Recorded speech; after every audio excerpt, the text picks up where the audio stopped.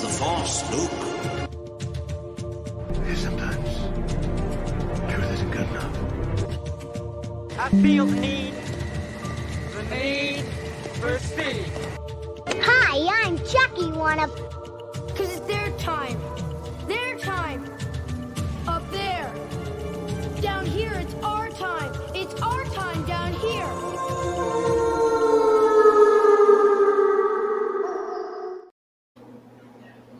What's up, Wardens of the North? Winter Wolf here. King Z, apparently in parts unknown, and I snuck this curveball by him. I went ahead and started the stream on time because I appreciate everybody's time out there and I appreciate the effort y'all put into stopping by, hanging out, clicking like, commenting on our topics, and getting involved. Oh, look who! Hey, look at everybody! This guy. Yeah, we were just talking about you. We were just talking to the people, addressing everybody. I said King Z's probably doing something like inventing a cure for cancer or something. I don't know. Maybe he's just going to take the night off, even though we threw this together for y'all to enjoy. I don't know what was going on, but well, what's going on? Hey, what's happening, everybody? Glad to join you here on episode 12 of FrostCast.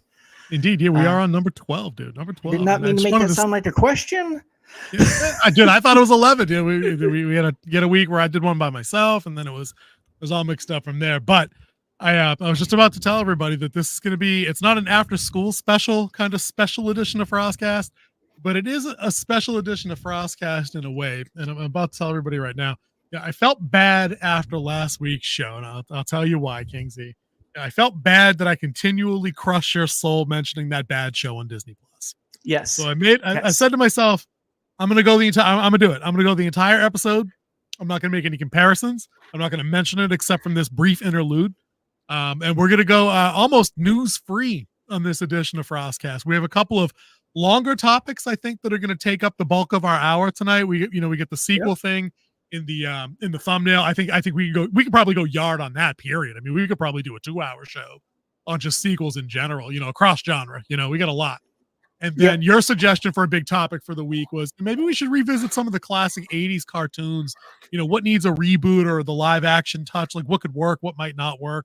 So to that end, I pulled together all the graphics that you guys are going to be seeing. We're going to share with you. It's nothing special. It just needs some visual references because some of these are probably deep cuts for some of you guys that maybe if you're not in our age bracket or if you didn't grow up in America, not all of these things went worldwide in all regions. So this might be news to some folks.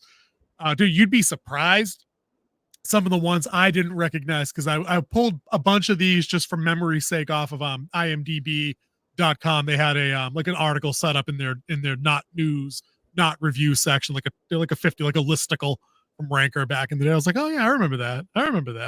But there were a couple I was like, nah, I don't think we need to talk about Thundar the Barbarian from like 1978. Like that might be too deep of a cut, even for us. But I remember briefly hitting on that topic with you a few weeks ago, and there were a couple that I knew about that you didn't remember. We're only like 8 months apart.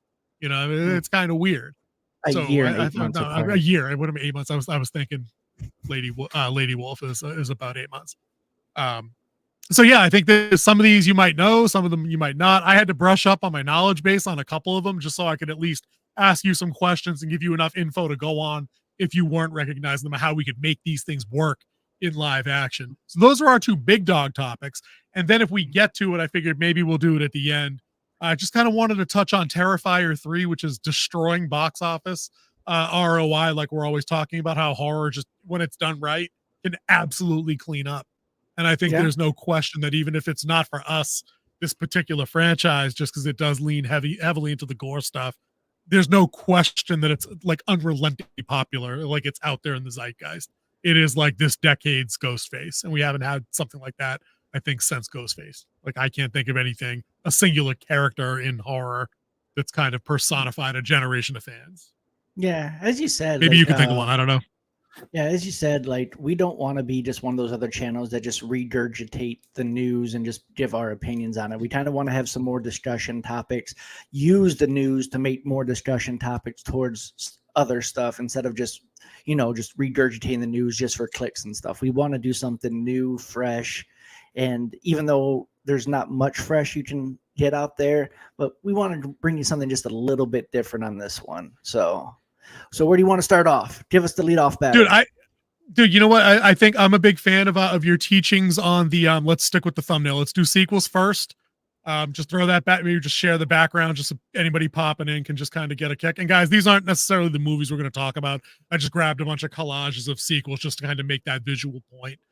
Because King Z and I think we both kind of came up privately with a bunch of sequels that we'll talk about. Maybe we'll just go back and forth, or I'll name one and get your thoughts on it, and why if you agree or disagree that it's a banger sequel. Maybe we just kind of bunt that around for a little bit and see what happens there. What do you think? Yeah, sounds good.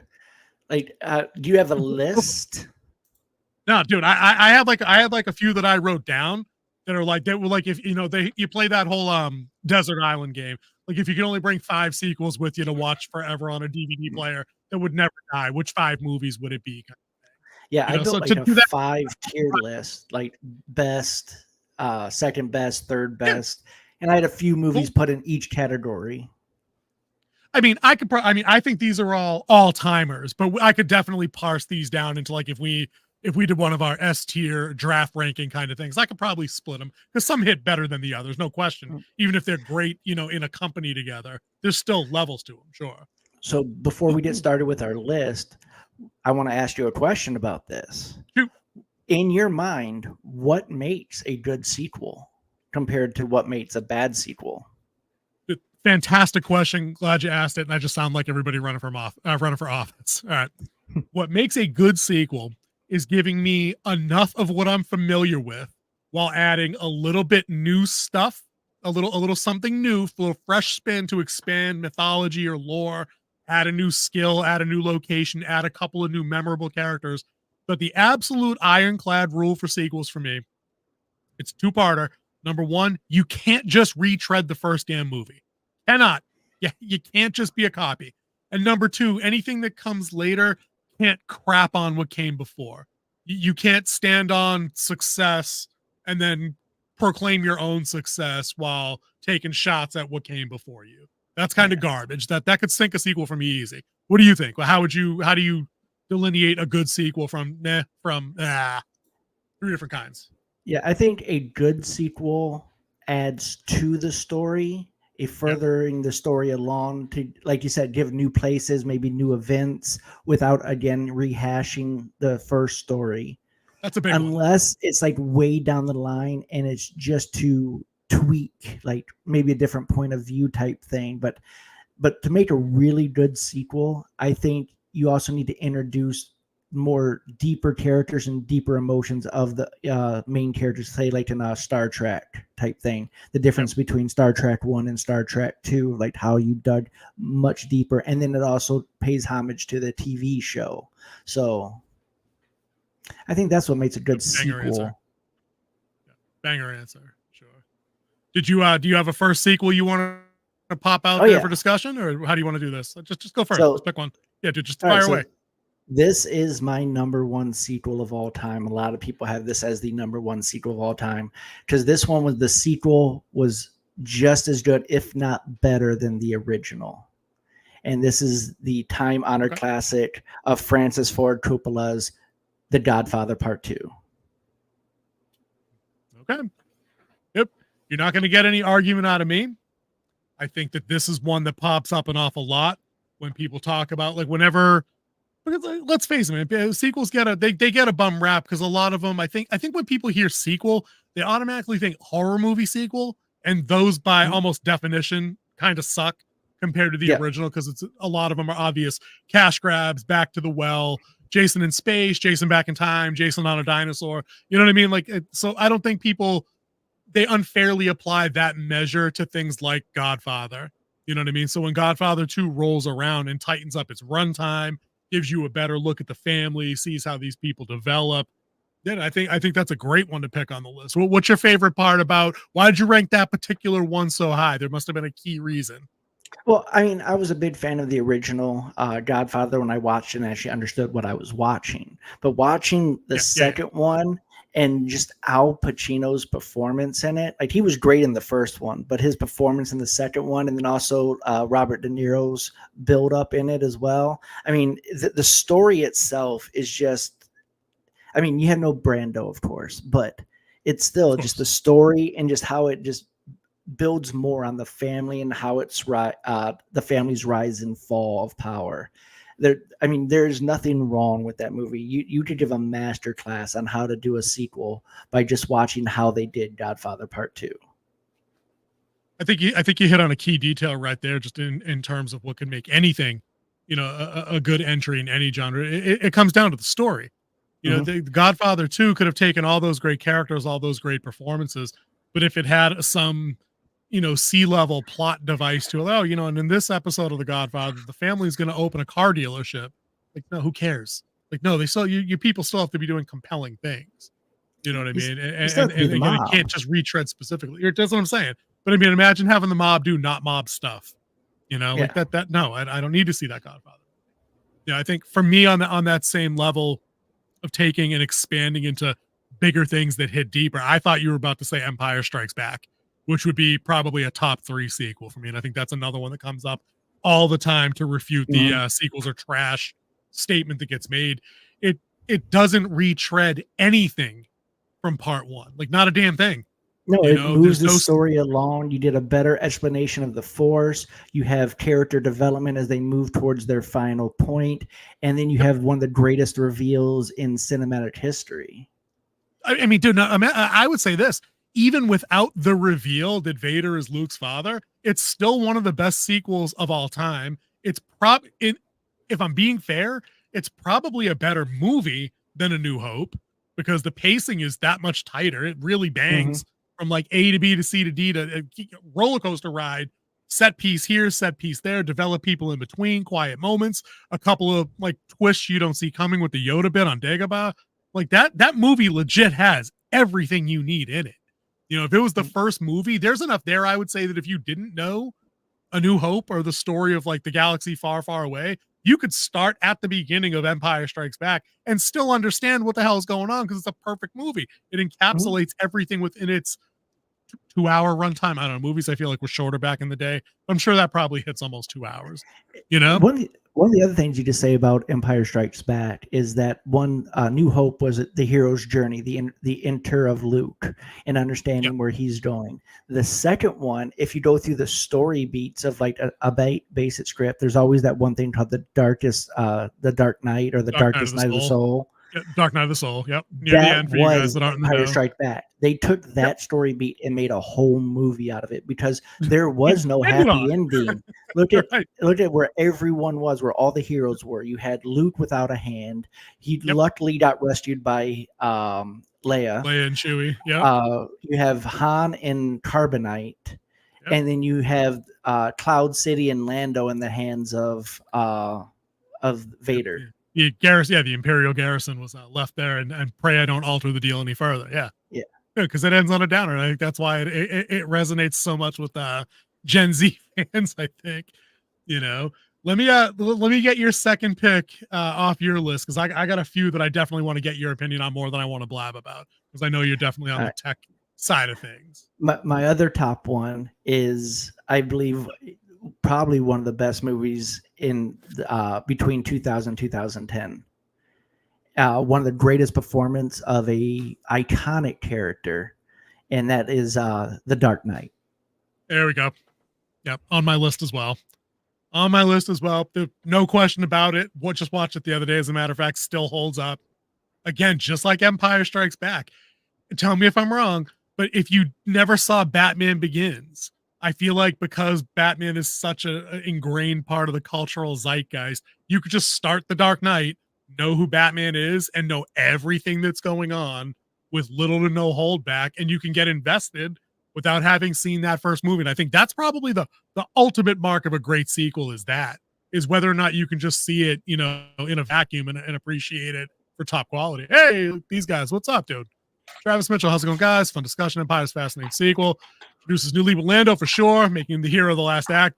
Well, I mean, Leia did have to threaten him with Chewie. All right, before they got that epic shot of the Millennium Falcon looping over the clouds. But they do dope. Yeah, good call. Again, that's what I was saying. If you weren't here up at the front, a good sequel always introduces at least one banger new character that doesn't necessarily overstep, overtake, overreach, or kind of replace one of your original characters for sure. And that's why Lando fit in so well. interesting connection to an OG cast member, had to play a prominent role in that second and third act, I would say. He's a second actor. They get to Bestman right around the halfway point, the 60% mark. So yeah, dude, great call on Lando. But for the Dark Knight, Kingsley, why again with the same as the Godfather 2 angle? Why so high on the list? One, I have to say, is the villain. Watching Heath Ledger play the Joker was just amazing. And the scene between him and Harvey Dent at the hospital is just how good these actors were. And like hearing the backstory of everything going on, like the actor who played Harvey Dent was talking about like how in between takes, like Heath Ledger would go over in the corner and just start like rambling this weird stuff and then come back and they would shoot the next part of the scene and everything. And then just the way it builds Batman up. Like you see, like if you know the Batman, that Christopher Nolan's Batman is set in pretty much Batman Year One type storyline, where like the Matt Reeves is like year two Batman. But you like in the very first one, you see him making mistakes. Like his first time out as Batman, and like he had to be rescued by Alfred. This one, you see him more comfortable in his as Batman, and you see him he's 100% Batman in this movie. And you see like the cool toys he has now that him and Lucian Fox have made now. So I really enjoyed The Dark Knight. And just like it, like you said, we said at the beginning when we were talking about great sequels, is it adds to the story without taking away from anything else. 100% correct. One of my favorite parts about The Dark Knight is the ending. Again, and just like Empire. Ends on a downer, not as dour, I would say, as Empire, because Batman, but Batman, of course, has made that clutch decision, call it in, I killed those people. I can be whatever Gotham needs me to be, and you need to hunt me. Like that's what needs to happen. We can't let Dent take the rap for what he did. So you get that score rising. It's an amazing score. I think that's a Hans Zimmer. As he gets on the bike and he bounces out, it cuts right to black as Gordon's kind of off shooting him. Dude, you're killing me, Travis. I mean, if you said The Dark Knight Rises, I'd be right there with you. But the Dark Knight was just too banging. That last speech is goosebumps 15 years later. But I'm gonna lighten things up here. All right, we did 2 dour movies in a row. Kingsley, I'm gonna get your take on one that's a little bit more lighthearted. Tell us why you didn't like The Dark Knight, by the way, Travis. Yep, you throw that in the comments for sure. We'll pull it up. And he's gonna say it's overrated because I know that's what everybody says. It's only because it means it was that good. But while he's working on that, dude, Kingsley, I'd say this is the only other perfect trilogy that I'm willing to admit to. I've removed Star Wars a long time ago from being a perfect trilogy after kind of recognizing some faults with A New Hope and Return of the Jedi. Fellowship of the Rings is a perfect trilogy, hands down. Yes. But the perfect trilogy I'm referencing is Back to the Future. And I would say Back to the Future 2 is one of my A-level sequels. I love everything about that movie. Everything about the alternate timeline where Biff gets the book and brings it back, and then he ends up starting Biffco and winning all the money and just like changing Hill Valley to Hell Valley because it gets so typically 80s ugly with the stupid villain, neon lights, and everything else. I love that.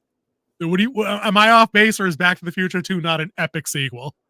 No, Back to the Future actually was a really good sequel. Now, it's really hard to improve upon the first script. Like, they still study the script for Back to the Future. Yep, yes. In film schools today. So it's really hard to improve upon it. But I did like seeing the future part of what they thought the future looked like, which was like 9 years ago, which is funny. Dude, it was 2015. It was 2015. You thought you were gonna have a hoverboard. Nah, bro. You got no hoverboard. I just want the self-tying laces. Those are dope. What about the self-drying jacket? That's pretty cool too. Inclement weather, good. That's pretty now good. we do have the multi-screen thing where you can watch different things. That is a thing. We don't have holographic shark though yet at the movie theater. We don't have Jaws 14 or 8 or whatever it was. I was kind of hoping we'd have that, but then I'd be like, Marnie, be like, still looks fake. One of the best lines of the movie. Best lines of the movie, man. That's one of my favorites. And then the video conference calls. I mean, we're on one right now. That's something that actually worked out. You got to remember, when did Back to the Future 2 come out? Like 1988, something like, who knows? You know, I mean, it's old. The video conference call was probably not a thing anybody was really considering outside of TV. I mean, Star Trek did it, 70 years ago now, whatever. But still, just as a sidebar on Back to the Future, I remember the first time I realized that it was a perfect script. It was after I kind of got into like writing my own stuff, studying the craft of it a little bit. And at the very beginning of the movie, when leave that up there for a second. I just want to finish my point, then I'll get to Travis's comment. All right. Where Marty's leaving Doc's lab at the beginning after he blows out his speakers. When the Huey Lewis and the news kicks in, they give you a low camera shot under Doc's bed, and you can see the corner of the case of uranium. And we talk about setup and payoff and foreshadowing all the time. And I'm like, son of a bitch, the uranium was there. Like, they knew enough to stick it there that you'd be like, okay, mad scientist has uranium. When he has it later doing the experiment with the DeLorean, you just accept it. I love it. Perfect writing. But why don't you read out? I'm going to take a drink. You read out Travis's comment right quick. Heath Ledger is fantastic, and every scene with him is good. But for me, it was too much of the Dark Knight in people in offices talking made part of it dull for me. Wow, I gotta learn how to read. I could see that with the legal. I can see that with the legal stuff with the Dawes. I got him. He's talking about the stuff with like Rachel Dawes and her boss and some of the stuff that happened down there. I could see that. The runtime, but that's what I was saying a little while ago, Travis. So how I think older movies had tighter pacing almost across the board. And even our good newer stuff, whether or not, you're completely sold on it, like The Dark Knight or something like Avatar or something like that, the run times are just too inflated. Like that second to third act padding. And now the recent phenomenon, Kingsley, is called the second final act or the second fourth act. That shit needs to go away. Like, we need to get in and out of movie theaters in like 90 to 100 minutes. I'm okay with that. I don't need to be in there for 3 hours. I'm good. I'm definitely good with that.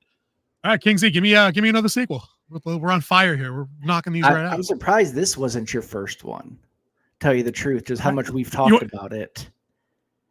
Okay, I'm intrigued because I was going to guess, but now I'm not gonna. A movie in 1991, Terminator 2, Judgment Day.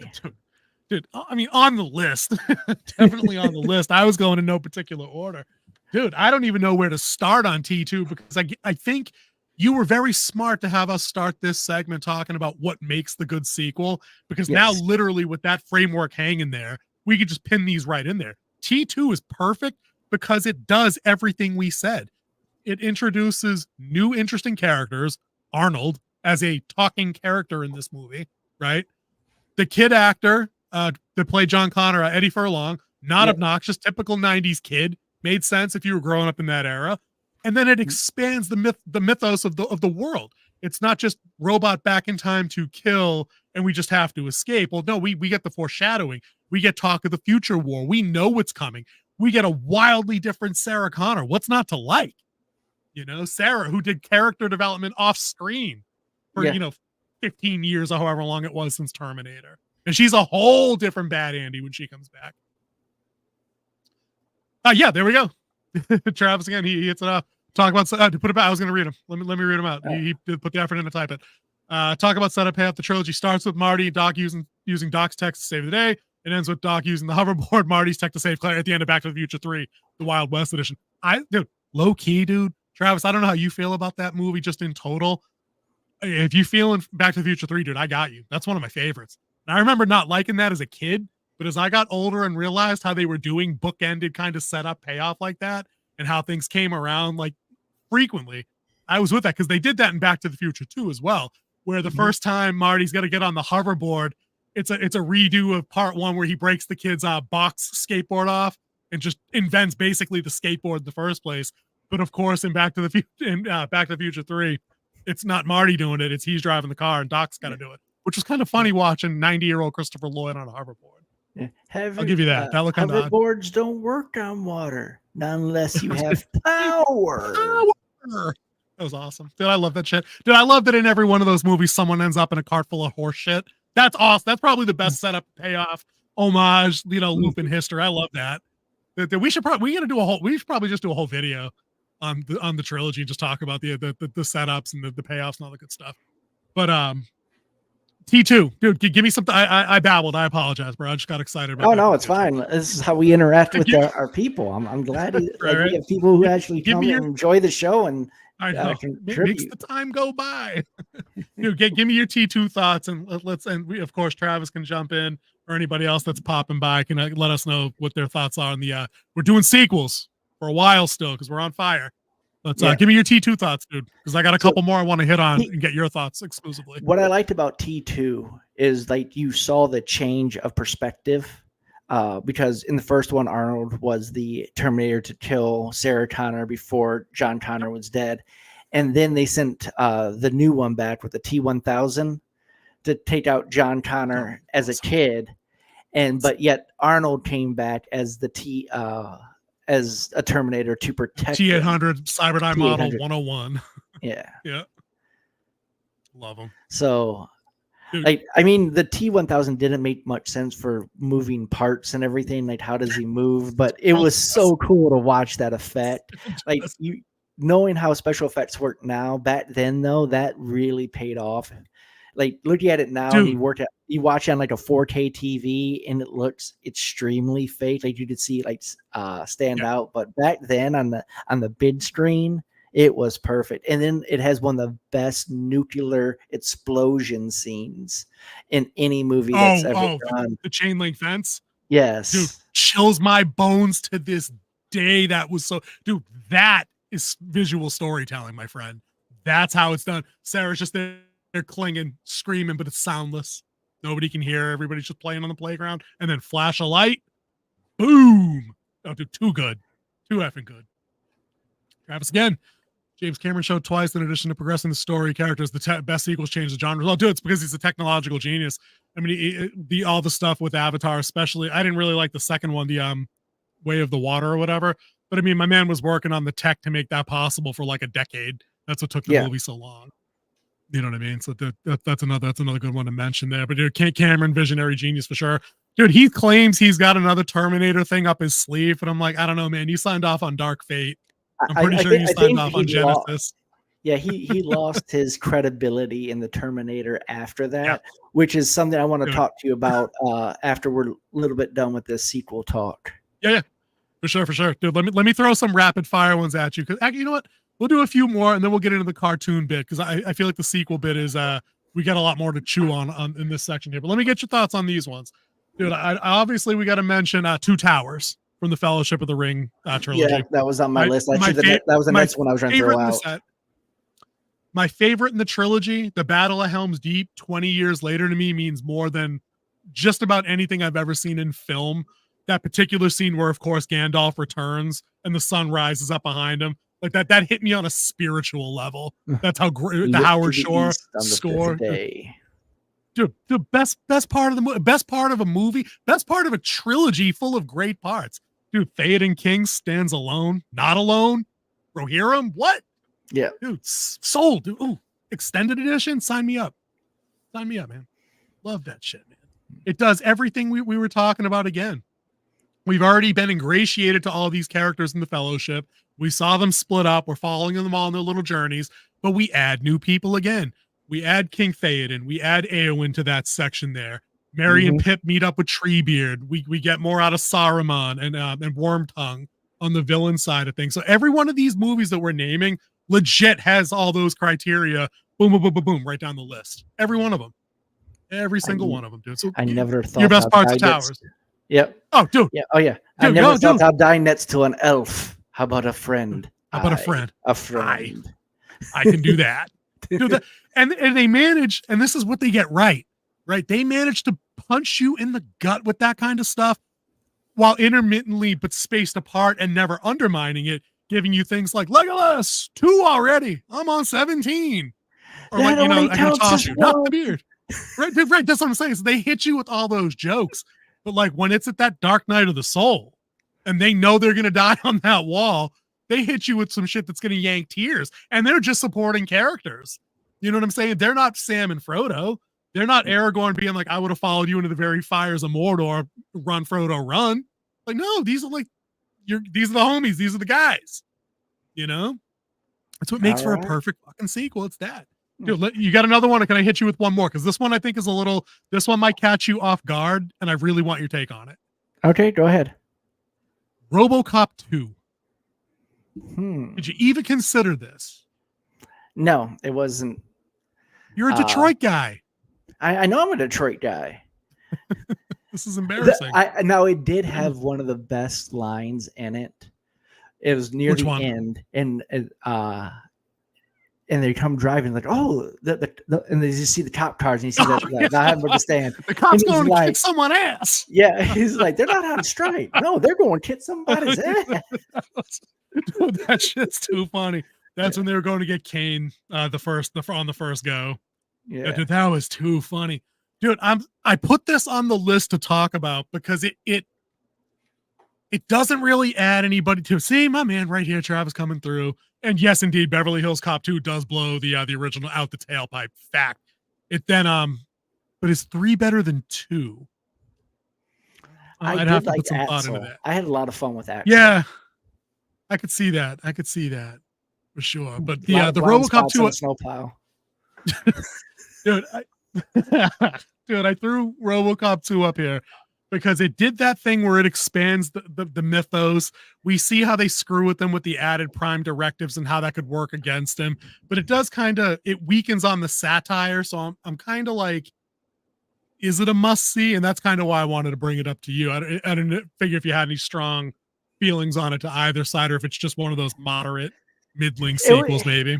Like when I was a kid, I was happy to see it because I enjoyed the first one. But growing up, it's not a sequel I seek out to watch.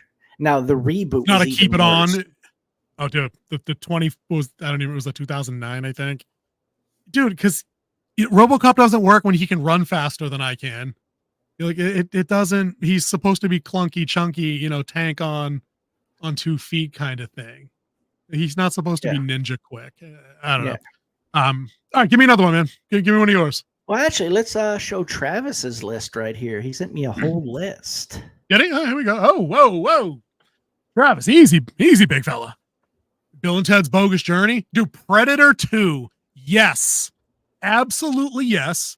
Ghostbusters 2, I enjoy, but it legitimately retreads almost the entire plot from the first one. It just adds in the baby, but it ends. It's too many beats are similar in that one for me. I did like the ending though.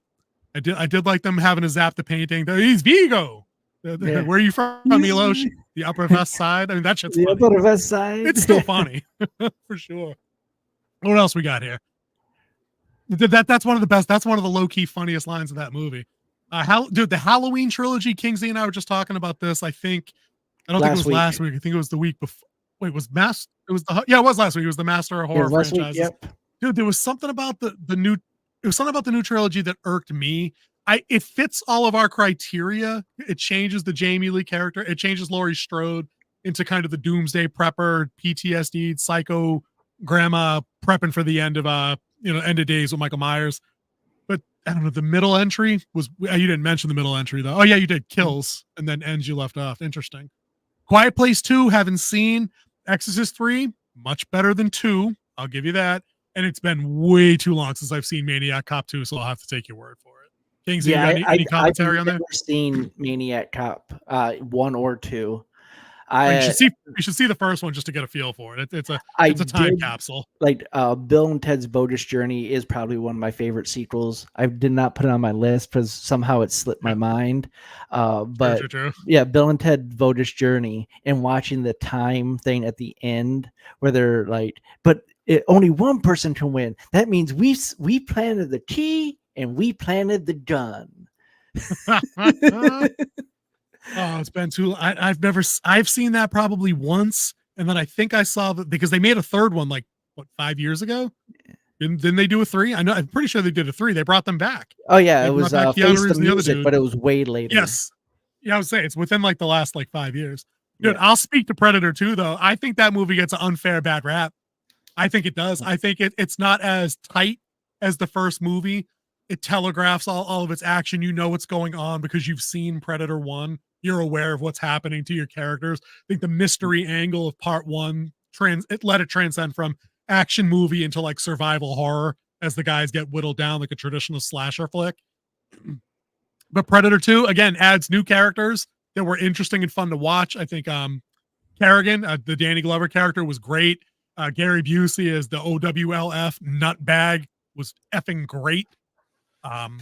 we get a little bit of the lore expansion with especially the thing that touched off the firestorm of AVP, where you get the 3-second look at a xenomorph skull at the end of the movie, and all of a sudden we got to write comic books, novels, we're gonna have some video games, we're gonna do movie crossovers 30 years later or whenever.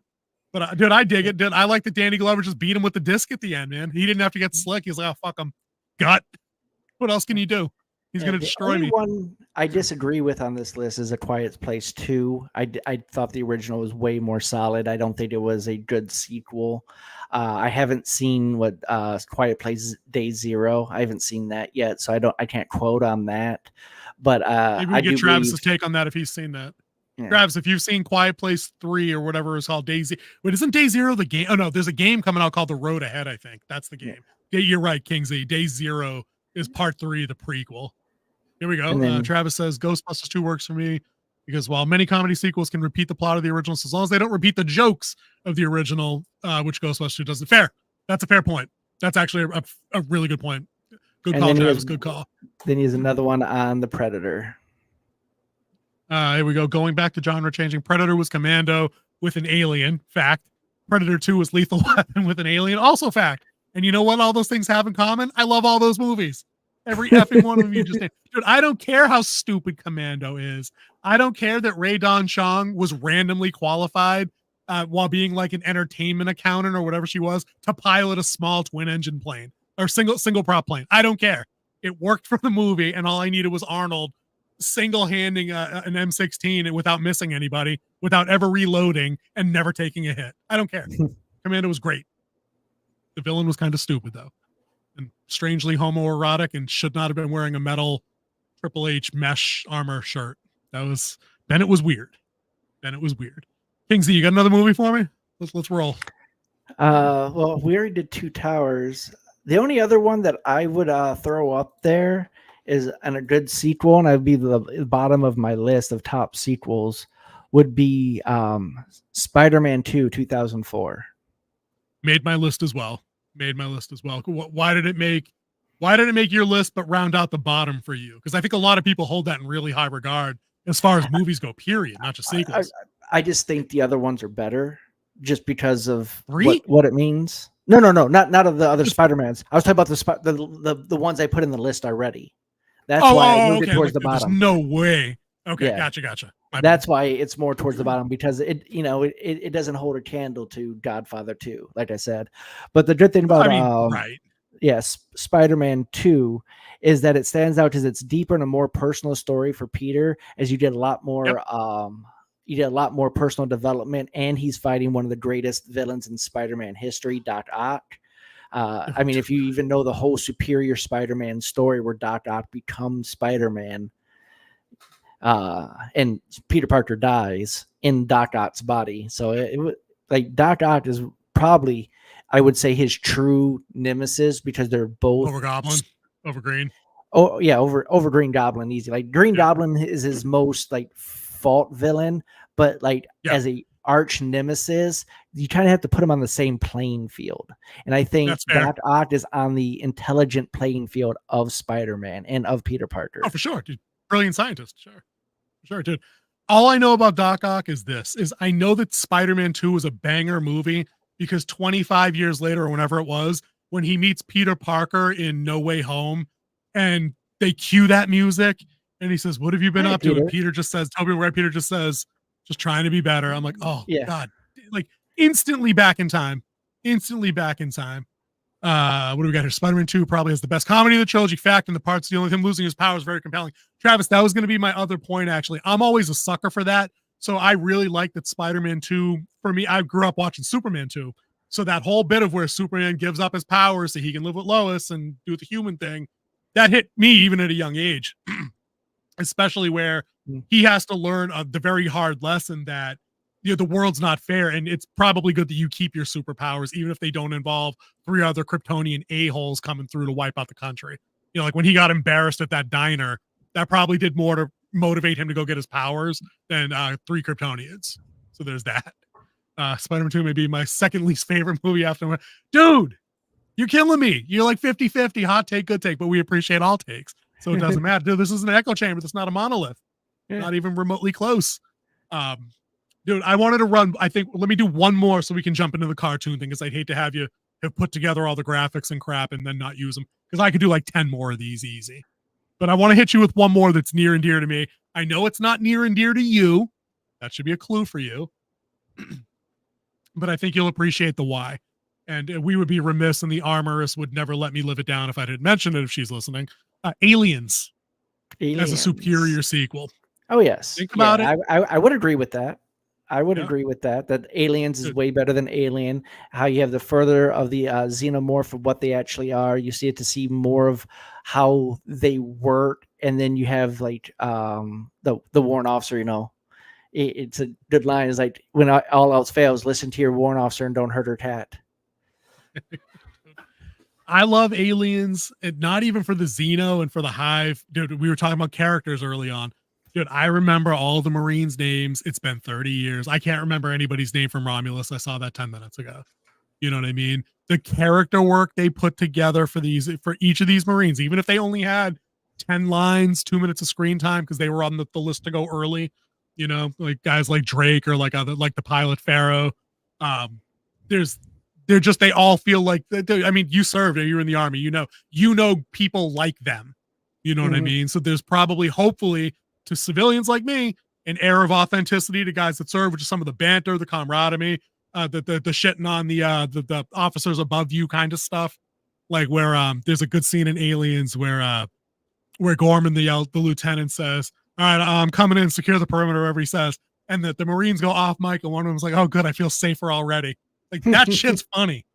Like that holds up, because I've had friends in the military like yourself tell me that that's the general feeling in a lot of times, in a lot of circumstances, especially when shit gets ugly. You know, if the inexperienced guy's about to get you killed, saying, you know, if you think somebody's going to get you killed, all of a sudden it doesn't matter what their rank is or what their gender is. Doesn't matter. But dude, I love the expansion on that world building. I did like seeing the Hive, the Queen. The first time she makes her first impression, like, there's a bigger one. Oh, yeah. You know, you get the iconic power loader scene. Get away from her, you bitch. Yeah. We've had those characters. I'll say that'll be my diatribe for tonight's show. Yeah, I had Ripley 40 years ago. You guys have nothing like that today. You guys have characters that act like dudes that wish they were Ripley, or wish they were Sarah, or wish they were the bride. But I'm going to end that list there. All right. So, topic number 2. I'm going to jump in, bang these out real quick for a few of them. Please as we wrap up our list of sequels that we really like, there's one thing I want you to think about, and we'll come back with it next week. Probably not as long of a segment next week, but sequels that ruin a franchise. Oh, dude, throw that in our private chat or on the Facebook Messenger, just so I can put some thought into that. I probably got a couple hot ones on that. I could probably do you for that topic. Star Wars. Anyway. All right. So leading to the second topic, if you haven't heard, lived under a rock, you heard that Henry Cavill has been cast to be in the live-action Voltron movie coming to Netflix. So with Voltron getting its own live action, and we've seen other 80s cartoons get their own live action, like Transformers, there was a G.I. Joe, and if you really even go back to the 80s, you had a He-Man movie made of an 80s cartoon. So one thing I was thinking about is, like, since we're nostalgic as a people, and everything in the 80s rocked, and no one can debate that. Nope. There's even a whole don't bother commenting about like how the future is reverted back to 80s culture because it was just so much better than what they had in the future. Is what 80s cartoon deserves its own live action or a second shot at a live action because it was done poorly the first time?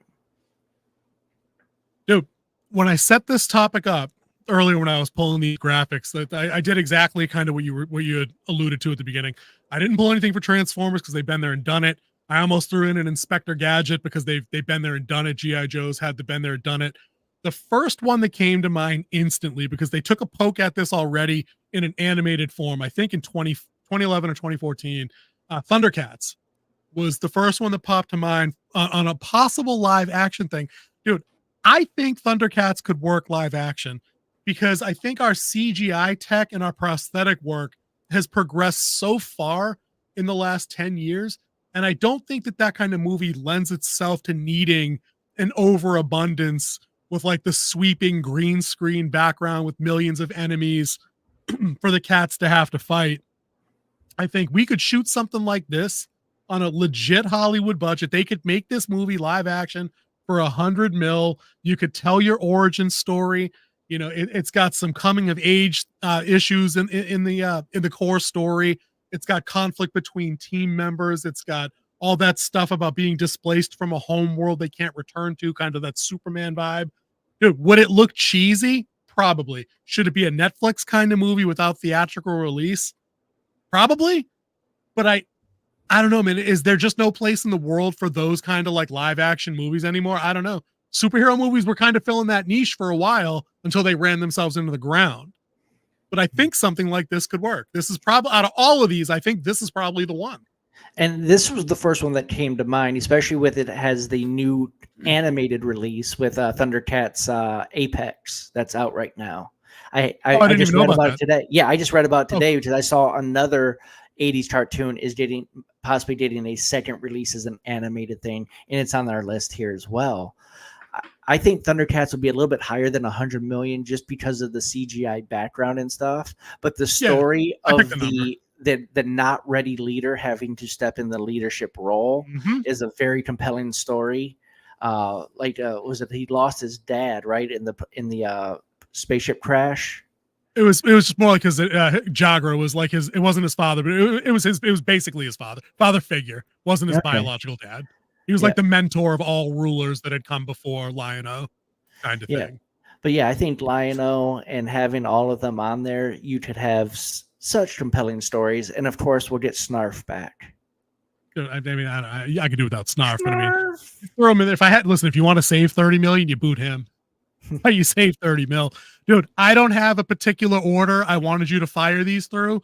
In the interest of time, if you want to pick some, or we can run it. We do have time to probably bang them all out quickly, but you fire through as you want to do them. I think the next one would be really good, and our boy Travis has already hinted at it here in the chat. So I'm gonna go ahead and put the graphic up, and then I'm gonna put up his comment here. Yeah, dude. This one, see, there you go.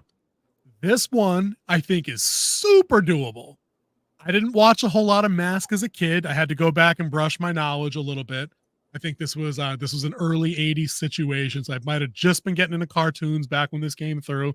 But it's basically like it's human pilots that pilot transformable vehicles with good guys and bad guys, G.I. Joe style. It's Mask versus Venom, and Venom's more like, they're not terrorists in the cartoon. They're just heist-based criminals that are just trying to like steal shit. So I think this could work, but I wonder, Kingsley, if I gave you whatever budget you needed to make Mask work, what tone do you take with this movie? Do you lean into like Guardians of the Galaxy comedy, or do you try to just play it like Cops and Robbers? Like, that'd be my question. It would be the very first Fast and Furious. Okay, that'd be wild. Okay, I could see that. There's some underground criminal enterprising going on. One of your guys goes undercover to kind of get into it, kind of thing like that.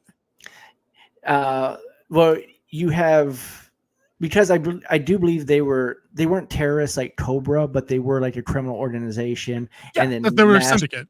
Yeah, and Masked was the answer to them, and they had normal vehicles that transformed into pretty much combat vehicles. Like you had the flying car with it had the suicide doors that opened up, and it had the flying car, and then you had the battle wagon, and then it slid up, and you had like just a little peek hole, and it had the guns that came out of the back. It was like an SUV type. So I believe if you go with like their a heist that involves a high value target, aka nuke, new energy that it was supposed to like give energy. I like that better. I like that idea better than a nuke. It's got to stay. Yeah. I feel like something like this needs to stay not serious. No biological weapon, no plague, no nuke. Like, I think new free energy source that we're going to sell to the highest bidder and suppress. Blah blah blah blah blah. That's the play. I think for Mask. I think that could work. I think telling a Point Break story would definitely be suitable. Like Fast and Furious, like you said. So that's where I think they could go with Mask. And it could be really fun with some really great visuals. And of course, we got to have Tom Cruise in it. For sure. Transformers proved they could do it. I mean, do we really though? I mean, he's like 70. He's like Last the Mission last Impossible. living action star. That's true. Yeah, The Rock ain't it. I will see Red One though. That does look kind of funny. Side note. Yeah, that looks a little bit different, but yeah, The Rock is The Rock in every episode. Everything he does. And Just he could be The Ryan Rock in Red Reynolds- One. It works. Like Ryan Reynolds is Ryan Reynolds in everything Okay. he does. But the difference there is one of those makes $1.5 billion and the other one crashes franchises. No pun intended. All right, dude, give me another cartoon from the 80s. Give me a good one. Oh wait, we got a comment here. Part of the charm of masks is they weren't soldiers. They were normal people who had communicators like Power Rangers. Yep, dude. Awesome. Dude, that hits every kid fantasy that made 80s and like early 90s stuff like the Power Rangers work. You know, the kid fantasy of being able to do the stuff that the grown-ups couldn't do. You know, so if it's just normal civvies doing it, all the better. Good point. And this one actually came to mind too, which I think we're in dire need of this in movies and like streaming as well, like the live action series. And Travis put out there, we don't have a graphic for it. Oh, but the Magic School Bus. Oh. I agree with this 110%. Dude, I don't know how Disney Plus just hasn't sorted that. Like, listen, if they're interested in making their own stuff, assuming, and I don't know if Magic School Bus is like a BBC thing or who, but like if it's a Disney thing, that's what they should be making to compete with Bluey. So they can't just always say, oh, we've got the biggest streaming subscriber base on anything. Dude, it's because it's Bluey. It's not even yours. Like you license it from BBC Australia. Yeah. You know, so Magic School Bus, dude, my kid was down with the bus a few years ago. That was it. Hop on the Magic School Bus. Slap a plankton too. Yeah, dude, I'm with that. I could do it. And Miss Frizzle, kind of cute. The next one is it's been hinted at a while for a live action, but it always kind of falls through the cracks, and that's Gargoyles. Dude, that's why I put it on the list, man. I put this one specifically there because I feel like I've been chasing rumors of both an animated revival and live action for a decade. I mean, long before I ever started a channel or you know, did anything like on blogs or anything like that. It was this, and I think this is one of these ones. And dude, if I could get you to just I don't know if you can adjust it on the fly, you probably can't. Could you pull up the one called Exo Squad and put that right underneath Gargoyles or just next to it somehow? Or just lay it out like that. Because these two were cartoons that had more like mature themes to it. They included a lot of Shakespearean kind of references, like Midsummer's Night Dream, Macbeth, heavy topics.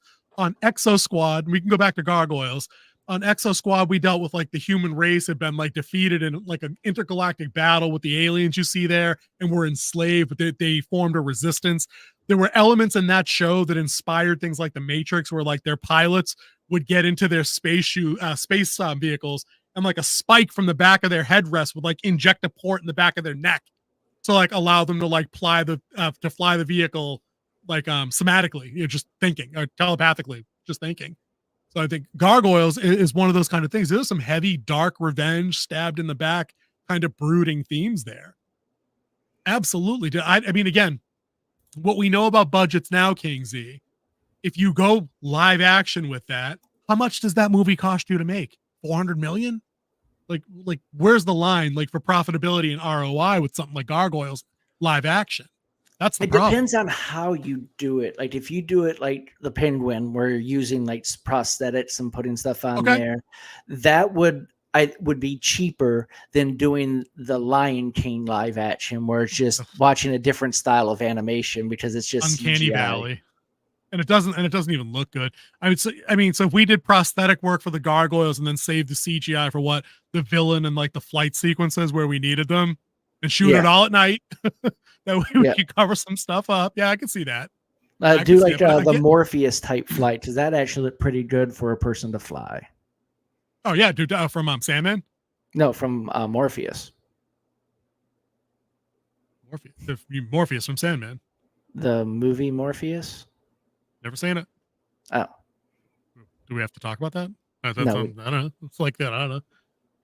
Morpheus from the Matrix? It's part of the Spider-Man villain verse of Sony. Oh, Morbius. With a B. Can you see where I might have got a little tripped up? You got to say the right movie. Yeah, dude, definitely. I think that's how you conceal the other gears and the wires that way. You know, you limit what you have to show That way you don't have to spend the $10 trillion to make something look terrible. But I think either of those, I think that either of those kind of things, these two cartoons that we were just talking about, there's a gap missing, just like with the Magic School Bus, kind of. There's a gap missing for this kind of programming that has that kind of cross-generational appeal, not just because of nostalgia bait, but because I think it's time we stop like aiming down or talking down to kids in our media, or just saying, oh, it's for kids, it's okay if it sucks. I'm like, no, we like what we like because the stuff we had when we were kids didn't suck, as evidenced by the fact that 30 years later, we're talking about this stuff and how it needs to come back. But in 10 years, no one's talking about any of the garbage that's new now. Jeepers Creepers. Yep. Dude, great call. I'm not sure about the third and fourth one, though. I hear they were kind of dink, but the original one, and again, not to date ourselves, when did Jeepers Creepers 1 come out, Travis? Like 2005? 2001? Again, we talk about CGI. That's what I'm saying. It might have been right around 9/11, right? Dude, the CGI and things like Jurassic Park and Two Towers holds up. It's better than most of the it's better than Morbius. Fact. That shit ain't even close. Not even close. So I think you're right. You gotta play slick with the resources you have and conceal your weak spots. And you just gotta shore up the defense, man. For sure. All right, King Z, give me a couple more. We're coming up against the break, the hour, the end. Yeah. So the next one is the one that I heard that they might be re-releasing and giving a new story to, based off of the Thundercats re-release. What I say? Apex. The Apex, and how well it did in the ratings, and that is good old Silverhawks. It's still loading, but Silverhawks. Oh, finally, some love for the Hawks. When we were talking about this like 2 months ago, you claimed you had never heard of them. No, now you're telling me this. I've watched Silverhawks all the time. I thought this was the one that when I was bringing up old stuff, you're like, never heard of it. Never heard of it. Never heard of it. I thought that was this one. Oh, never, my bad then. My bad. Dude, the Hawks was one of my favorites. Dude, banging intro theme song. One of my favorites. And just the idea of it's kind of like Firefly in a way. You get Western in space. It's such it's a good angle. They're basically U.S. space marshals. That's what they are. They got a good villain that like the two leads of the Silverhawks have connections with. You got the younger diverse cast, you know what I mean? And that's the other great part about all these things. If you go back and review the casts of all these things, we were already doing it. 2001 and 2003 for the sequel. He's talking about Jeepers Creepers, which is also awesome. But again, I say, if you haven't seen 3 or 4, I'm pretty sure they just did 4. It's pretty jank. And Travis, let me ask you this. How did the Creeper register a truck? I mean, it seems like that might not have been a skill set, a monster that sleeps for like 47 years at a time. That should not have been a skill set that he had, but somehow he got a truck and got it registered and kept it. Hey, I don't know. I saw the meme. I thought I'd bring it up. Discontinue your disbelief.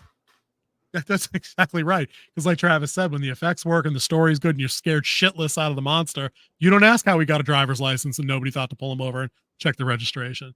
But the Hawks, I think, again, if you can hit the tone and keep the budget correct, you can't blow it over. I don't know if we can do that because the whole thing takes place in space. Like the whole thing, as I remember, takes place on their ship, and then the ship of the bad guy they go to arrest. Well, if I remember most of the Silverhawks correctly. Because I do remember one where they had a planet where like bugs stowed away and the bugs kind of took over the planet. They stowed away on a... Yeah. I remember that episode. Okay, so my brother recorded it because he wanted to watch it, but he had band practice. So he recorded it. This is my older brother, by the way. Yeah. And on VHS. And then we were watching it, and I think we watched it a couple of times. Dude, we should hunt this series down on wherever format it's on, watch and review. I think that should be a new video series. We watched 80s cartoons and just bang them out. I think that we should put that on our to-do list. I would love to continue this, but we are coming up on our hour. So there's one thing I want to ask, and also to prepare for like next week. So I already gave you one. So here goes the other one. Whoa. To remind everybody, the first one was, because we did must-see sequels this week, in a later edition for next week, we're going to do sequels that sank franchises. Yes. Or sequels that suck. Maybe not sank a franchise, but suck. And with the success of The Penguin and the epic fail that is Joker 2, Do you think there should be another solo Batman villain series or solo project?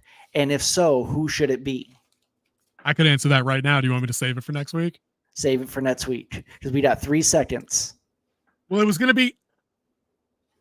Well, I was see hoping you ya. got it right there.